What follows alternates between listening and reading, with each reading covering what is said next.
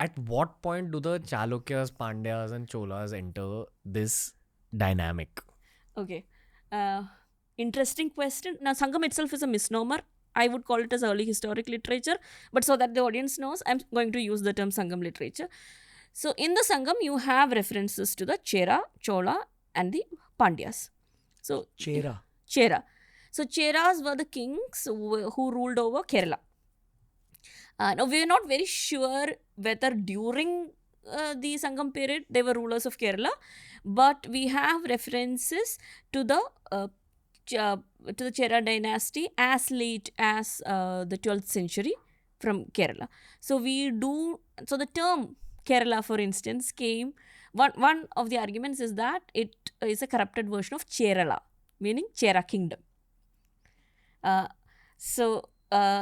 this Kannagi story, she actually goes back to Chera country, and that is why you have the Kodungalur temple, where she has been enshrined as Kannagi has been enshrined as a deity there. But the Chera kingdom, M.G.S. Narayanan, the historian, he refers to them as the Perumals of Mahodayapuram. And what is that? It's the name of a dynasty. Okay. Mahodayapuram was the place, the capital city, and they were referred to by the title Perumal. Which means? I'll get to that in a while. Okay. So it could have been the same Cheras from the Sangam period, or it might have been an offshoot family from that period, or it might have been an entirely different set of rulers who used the name Chera. All these possibilities are very, very present, because to seek legitimacy, they might have borrowed the term Chera or Chola or Pandya. That is why these are recurring titles of dynasties. Which is the earliest dynasty that is mentioned? All Chera, Chola and Pandya are mentioned almost everywhere in the Sangam. So one cannot actually point a finger and say the Cheras came first and the Cholas came next. They also had different areas which where they ruled. My only understanding about these dynasties was that they were great and they were at war a lot with each other. Which is correct. Over a stretched out period of time. Which is also correct. Kind of like, I mean, I don't like using this analogy, but very Game of Thrones style. I wouldn't say Game of Thrones for this period. That is the early historic period. The period till the 7th century, maybe. But I would definitely say you have Game of Thrones, and I'm a big fan, by the way. So I would say you can see Game of Thrones level intrigue and conspiracies and infighting and secrets and all of that post the 7th century, when you have Chalukyas and Pallavas and Cholas and Rashtrakutas coming up, because you had a state empire situation emerging. Because when you look at Sangam literature, these are very small chiefdoms. You cannot even refer to them as kingdoms. So even when you have references to war, one shouldn't think of this as like huge wars. There was fighting. I mean, there's no denying the fact. But the wars are the exceptions. And because, when our colonizers started looking at history, they glorified war. And wherever they went, whether it is to Africa or Australia or India, they looked for evidence of war. Because what were they doing? They were conquering the world, right? They were conquering the world through war, through their better military technology. So they set the parameters of history in that sort of a manner, that history became about war. I also think it's a very patriarchal view on history. Exactly. Because guys inherently look at life as war. Do they? A lot of guys, yeah. That's why men watch sport. Could be. Traditionally and maybe competition as well, Yeah. So one also needs to sort of, strip away that kind of a colonial thinking that we have, which justifies conquest and thinks of conquest as great. I know it is difficult to do that, because we have been somehow taught that, when you have this vast expanse of land which is under your suzerainty, that makes you great. But then Ashoka was also called great. And Ashoka became great because he renounced his kingship. He embraced non-violence. Of course, there are debates about it. another area that we will talk about later. But we're talking about the Chola Cheras and Pandyas now. So there was indeed intermittent war, but there were also large periods of peace And trade? and trade and maritime trade with other countries. You had we have several references to feasting, where the entire chiefdom would come together and they would feast together, which shows that you did not, and these are evidences of the fact that you did not have caste at that point of time, because everybody would sit together, cook together, eat together. So you have a mention of hunter-gatherers sitting together with the kings, and you have references to the salt makers bringing salt. You have references to carpenters. You have references to the peasants, all of whom were not thought of as being part of a hierarchy. Now, that's the problem with looking at history only through the eyes of power. If you take away power from the equation, you would actually see that people lived harmoniously for long periods of time, and you would see that here.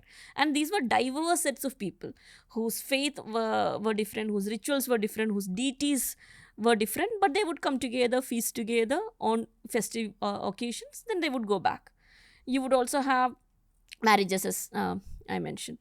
So from that situation, you have what is known as the Kalabra period.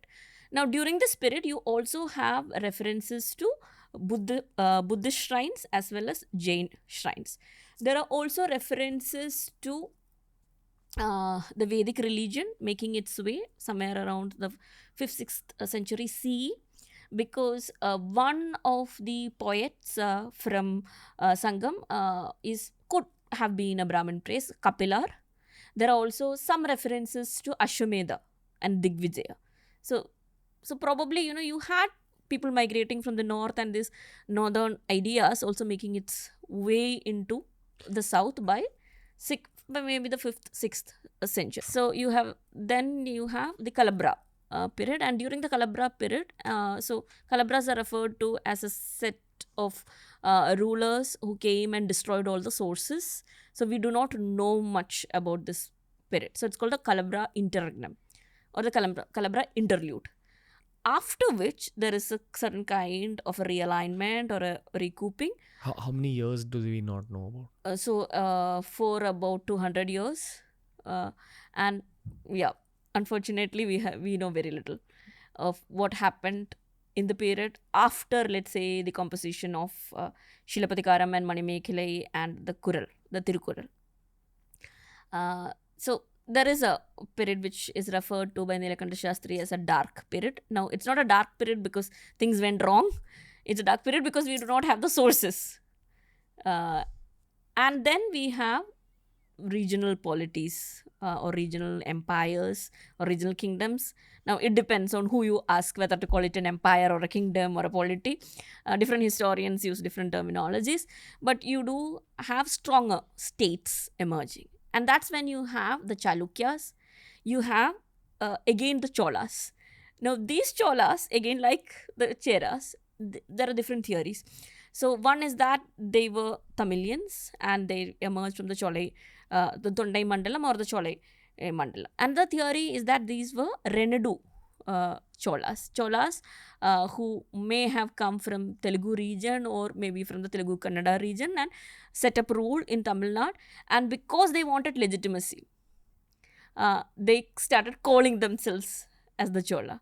But you should also remember that a lot of intermarriages happen. So a Chola king from the Sangam could have married an Andhra princess, and then there might have been a family there which had a Chola connection, so it might have been that. So there are these possibilities because throughout this period we do see Chola inscriptions which talk about, let's say, earlier Cholas like Karikala Chola. But these are later Cholas. Their strategies are different. They gave a lot of emphasis on agrarian expansion. So they wanted to bring more and more land under the plough. And this is something that you would also see in the Chalukyan polity or in the Pallava kingdom, that more and more land is now being brought under cultivation, which gave them a lot of prosperity. And at the same time, you have those trade relations. And that is where this question... With each other? No, maritime trade with South Asia, Okay. with China. What was the intention behind conquering, the southeast and all? Like when the Chola dynasty expanded there. That's a question I always ask. That why didn't they expand northwards instead of? It seems like a lot harder to actually conquer through the maritime route. Their major trade partners were in Southeast Asia. The things that they needed, or things that the revenue that the state could generate, that came from Southeast Asia. So they wanted, Cholas for instance wanted trade monopoly, and it did not actually only extend till Southeast Asia, it went all the way to China. So till date in my home I have what is called as the China chatti. It's basically the Chinese wok, Wow. and we still use it. We still use it for making. Do you know what an appam is? Yeah, of course. If you had appam, it's made using a wok. A lot of the dishes that we make at home is made with this particular concave kind of a vessel, which gets heated very, very quickly, which is basically the wok. We call it China chatti. So China is China. If you go to Cochin, you would see what we call as Chinese nets. To treat diseases, we like syphilis, we had a herb called as China pav. And chini, for instance, sugar. Again, the technique of making sugar probably came from China. So we had a lot of trade relations with China. And you had the Shailendra dynasty. Okay, then you have please do not ask me about the backhistory of Shailendra The thing is, dynasty. we can take each of these topics, and I'm sure you have a podcast, that we can unpack here. So for the time being, just to answer your question, there was a dynasty in Southeast Asia, in Malay Cambodia region, who tried to intervene with this particular trade. So they wanted trade monopoly. Okay, like a rival. Like a trade rivalry. So Cholas, they were trading with Southeast Asia, they were trading with China through Southeast Asia. And now this king who was positioned in Southeast Asia, and Malacca or Kedah or Aceh, these are in Indonesia and the Malay Peninsula. These were important ports of call. These were places where the ships would go to unload unload the goods, or add water, or you would have new people, new sailors. So manpower was being added there. So these were, because you cannot take one journey till China with the kind of ship technology that we had at that point of time. It would be very difficult. So you needed stops, like we have layovers now. So these were important nodal points. And what was happening at Southeast Asia was that you had the Shailendra dynasty, particularly after the Srivijaya kings coming to the throne. They started consolidating their power, and once they consolidated their power, they tried to control these ports. Now the Cholas, they had trade monopoly, they had very brisk trade relations. So they did not find it conducive to have the Shailendras in power, or the Srivijaya in power, because they were interfering with Chola trade.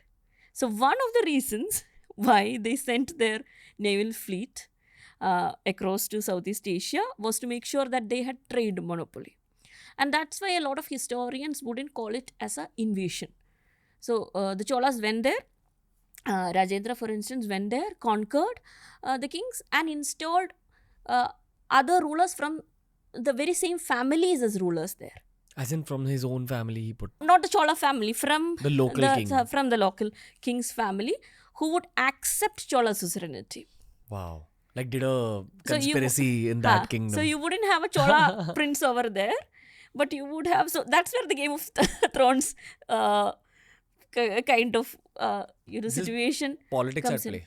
This is politics at play, and of course, you're from a defeated family, and you're constantly trying to oust them. Even though you have accepted suzerainty for, let's say, a king from the Shailendra dynasty or from the Srivijaya kingdom, you are a king, but you're a king in only name. So, of course, you are trying to oust the Cholas. So, the Cholas had to position their troops there. And that is why we see Chola presence, but we cannot call it as an invasion, because Cholas did not actually rule over the land. The rule was still done by kings from Cambodia, kings from Malaya. But because you had Chola presence there, and Cholas made sure that they had trade monopoly of the sea routes to Southeast Asia, as well as and beyond, all the way to China, you have a lot of Chola influence. For instance, if you look at temples like Angkor Wat, for instance, you would see a lot of Dravida influence at work. If you look at a lot of mythology that you have there. So, something that I need to add here, a caveat that I need to add here is the fact that Hinduism, in the broad sense of the term, did not reach Southeast Asia because of Chola invasion. It was there even before Chola invasion. Now, this was kind of buffered, supported because of the Chola presence over there. So, did the Cholas influence Southeast Asia? Yes. Did they invade Southeast Asia? Because we do not find inscriptions where they are called as rulers. They are called as overlords. Now, the Big boss. Big boss. So you had to call yourself as a vassal of the Chola king. Doesn't mean that the Chola king would be in Cambodia ruling over the Khmer Empire. Was there any combat or battles? Oh, you have several references. In Southeast Asia. In Southeast Asia. Rajendra, for in instance, is called as someone who crossed the sea and led a naval fleet and conquered the land. So there are several references to war. There are several, not just to Southeast Asia, but to Sri Lanka as well. So there are indeed references to war. There are references to conquest. In fact, if you look at later Chola history, and these Cholas are called as the imperial Cholas to kind of differentiate them from the early historic Cholas. So if you look at imperial Chola history, and if you look at Chalukya history, if you like war, so you would see real Game of Thrones stuff, which Game of Thrones actually didn't show. You had war with elephants. So you have references to in Chalukyan inscriptions that Pulikeshin would give wine to his elephants, so the elephants would go rut and would attack the enemy camp. And you have references to dozens and dozens of elephants being used in war, along with other animals like horses and mules. So I would say it's a step ahead. Okay. If you enjoyed this clip from the Ranveer show, we've uploaded a ton of other clips related to a ton of other topics. So explore the channel because there's something for everyone.